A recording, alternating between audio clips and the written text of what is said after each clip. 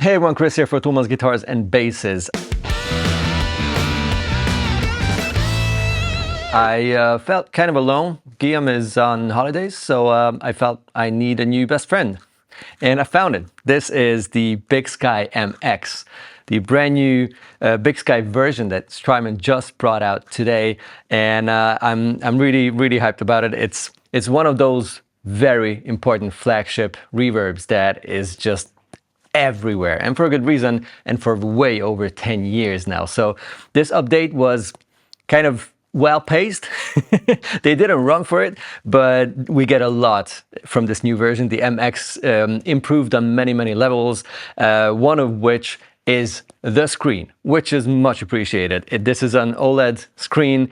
You get much more feedback and infos on what's happening. It's much easier and more intuitive to use the pedal just already because of that improvement on the screen side. And also you have two new reverb types, which is awesome.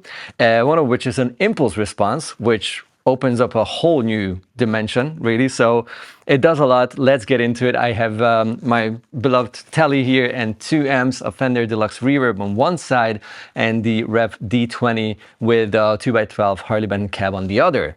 I will use the pedal in stereo because, I mean, come on, it's the BigSky. And I'll show the dual reverb setup that it offers, because it's not just a little bit tweaked and updated, it's literally double the original. It can run dual reverbs, you can use them together in parallel, you can hard split them like left and right, whatever you want to do. It's really easy to tweak it. I'll show that first.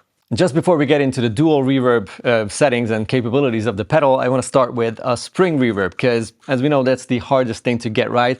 I'm really looking forward to hearing how they tweaked the spring reverb sound, and I will tweak it a bit so you can see how natural and easy it is and how much the new OLED screen helps, and then we'll get into the dual reverb story.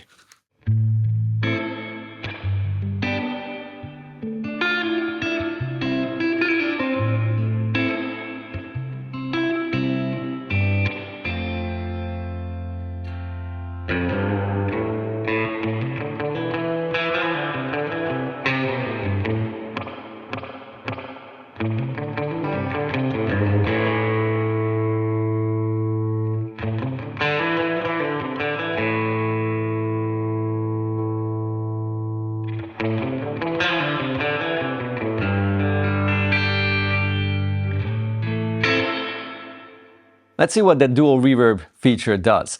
Let's say I want this spring reverb happening, but I want to put that tone into a huge hole to simulate, you know, a huge hole. I can just push on the reverb type, and then it gives me the option of not having a secondary, a dual reverb, or having it on and then have it in parallel.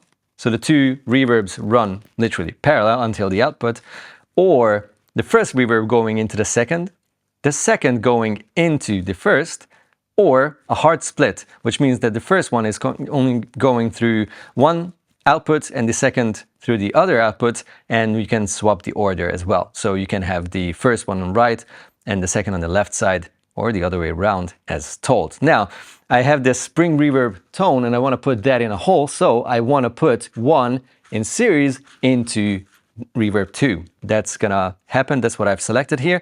And now if I press it again, I can select whichever engine I want, reverb engine I want, for the secondary reverb. So it's so easy and intuitive. It's crazy. I didn't even read the manual when I started tweaking the pedal, and it all made sense, which is not something I can tell about the first generation. So that's a huge improvement in my book. Yeah, let's put it in a hole. And now, as long as the secondary reverb is lit brighter, you know that you are tweaking that reverb. If I want to tweak the first one, I just press again, then the first one lights up and I can tweak that. And when I'm happy, I can save it however I want to. So let's see what I want from that hole.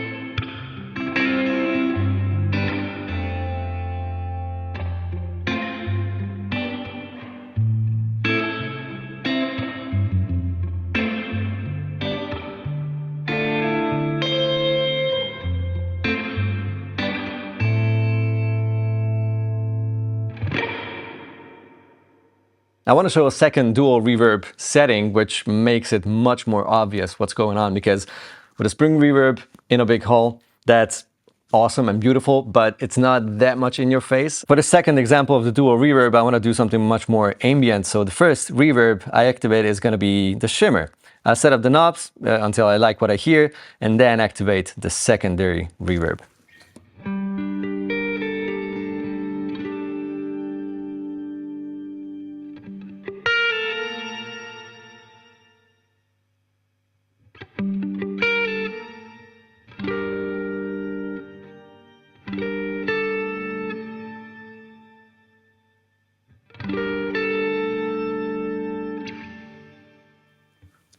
Beautiful. All right, now let's activate the second one, and I want it separated. So it's going to be a split. One goes into the first reverb, goes into one of the amps, and the second reverb goes into the other. That's a hard pan, actually. So the second one is going to be the Magneto reverb, which is not that much of a reverb, it's more of a delay, as you can hear. And that is going to be the other side of my effect.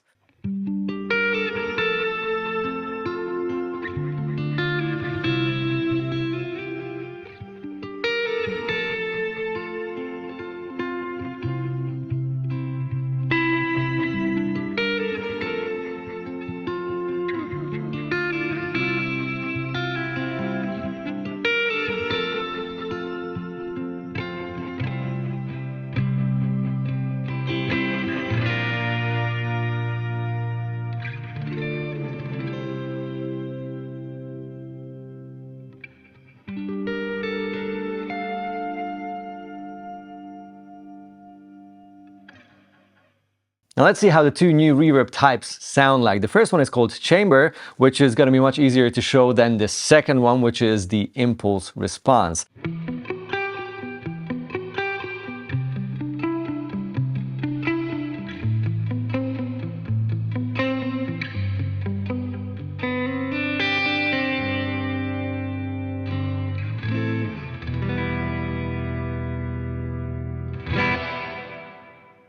And the biggest news in terms of new reverb types, it's the impulse, which loads IRs, impulse responses. And if you choose it on this wheel, you can actually simply access the type of impulse response with the value knob. If you push it, you enter the menu and you can do a lot of things, which you now also see what you're doing. As told, the new screen is awesome. And if you choose the impulse, you see already all the factory presets, all these IRs that they already loaded on the pedal, and you can, as told, put your own IRs on there. So let's hear a couple of these.